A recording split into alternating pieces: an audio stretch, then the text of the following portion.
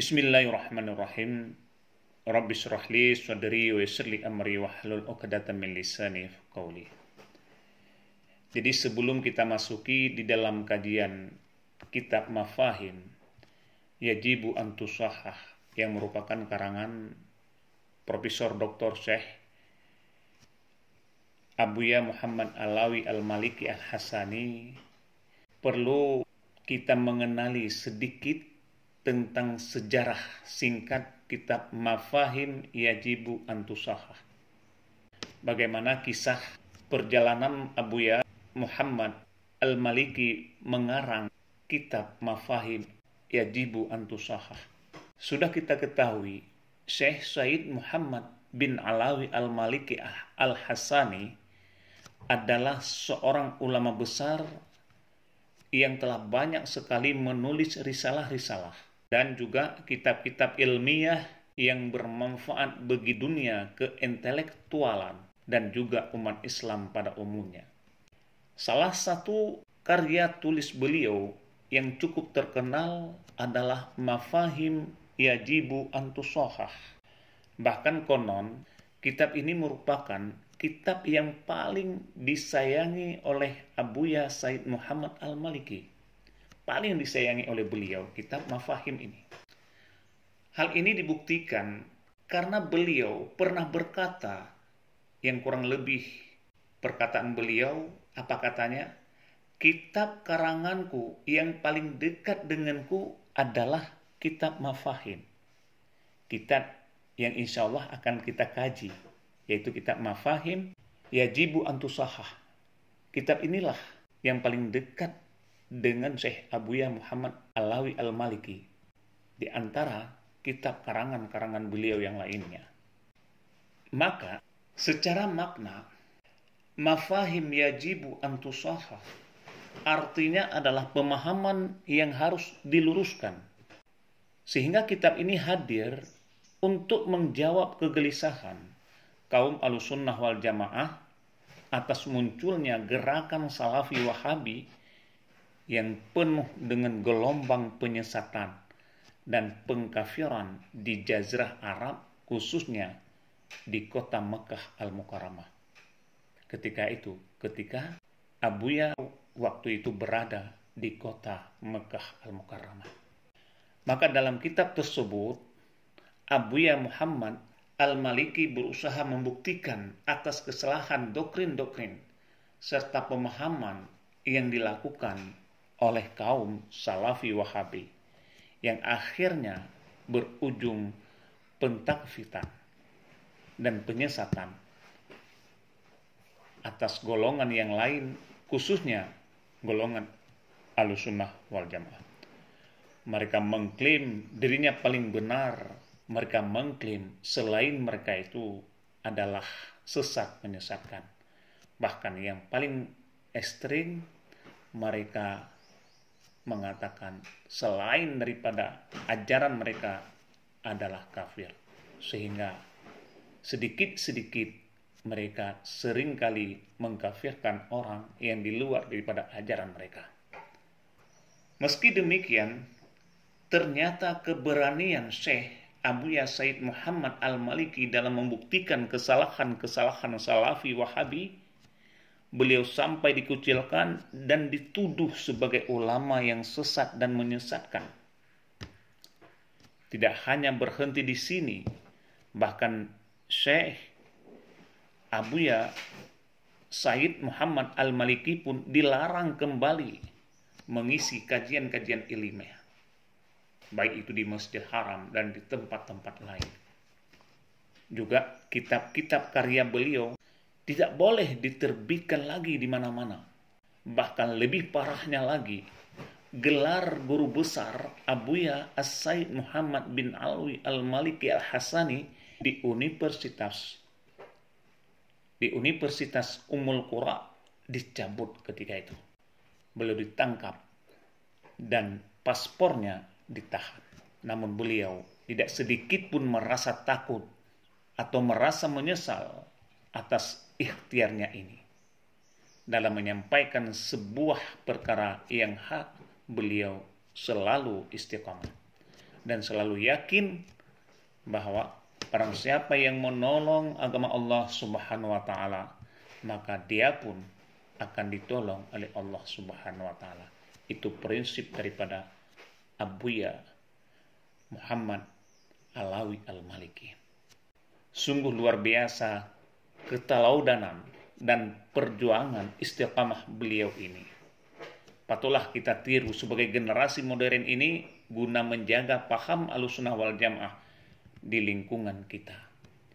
Inilah sedikit merupakan sejarah betapa beratnya kitab ini dalam proses pengarangnya. Dan juga di dalam kitab Mafahim Yajibu Antusah ini ada beberapa isi. Jadi kitab-kitab Mafahim Yajibu Antusah ini terdiri dari 3 bab dan terdiri dari 358 halaman. Di mana sebelumnya pada halaman 1 sampai dengan halaman 78 dicantumkan sambutan pujian dari para ulama-ulama yang lain yang terkemuka di dunia. Itu mulai daripada halaman 1 sampai 70 yang merupakan sambutan daripada ulama-ulama besar dunia atas karangan kitab Mafahim Yajibu Antusahah. Selanjutnya pada bab 1, kitab ini membahas mengenai masalah akidah dalam rangka menjadi parameter menilai seseorang kafir dan sesat. Ini dibahas dalam bab yang pertama, yang subbabnya berisi tuduhan palsu atas pernyataan Syekh Muhammad bin Abdul Wahab. Kesalahan dalam pentakfiran, konsep tasawuf, pelurusan tentang pemahaman salah tentang bid'ah, tawasul, mazhab Asy'ariyah, syafaat, dan lain sebagainya.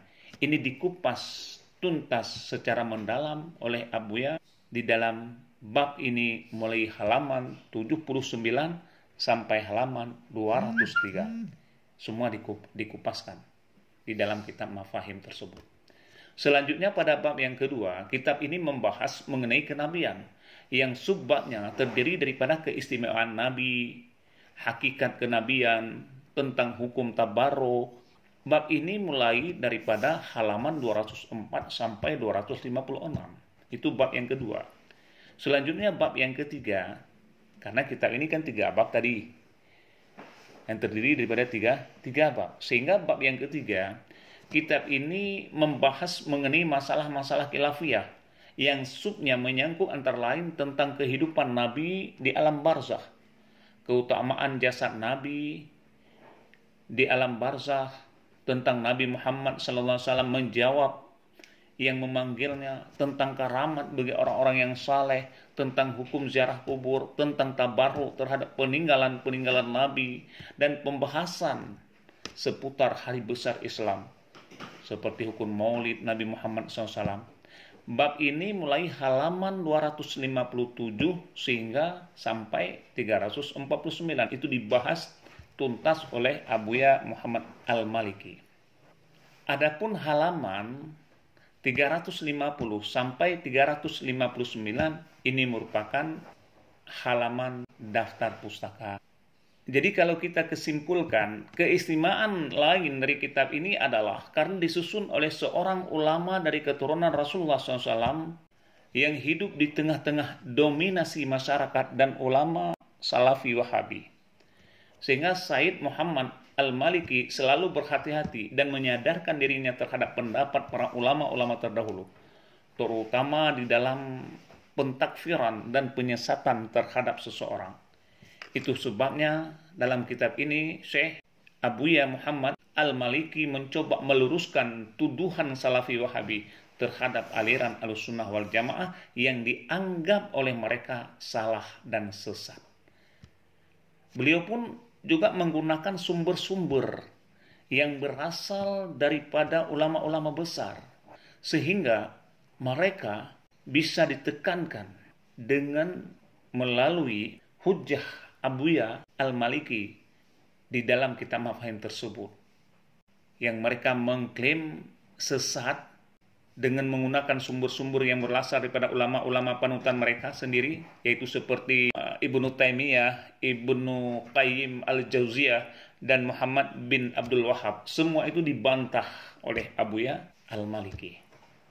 Di Indonesia merupakan salah satu dari sekian negara yang memiliki alumni besar murid-murid daripada Syekh Abuya Muhammad al-Maliki. Bahkan di Indonesia juga berdiri Hay'ah As-Sofwah yang merupakan lembaga alumni santri Abuya Said Muhammad bin Alwi al-Maliki al-Hasani. Lembaga ini adalah salah satu lembaga yang diizinkan mencetak dan memperbanyak kitab mafahim yajibu antusaha. Jadi inilah sedikit sejarah singkat tentang kitab mafahim yajibu antusaha dan juga pengarangnya, yaitu Syekh Abuya Muhammad Alwi al-Maliki.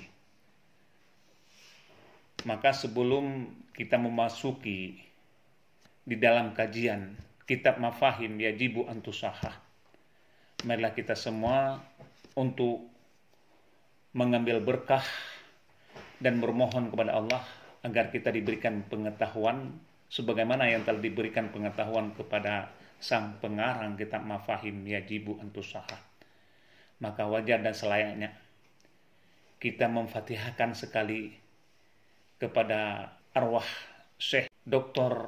Said Muhammad Alawi al-Maliki al-Hasani ila hazratin Nabi Mustafa Rasulullah.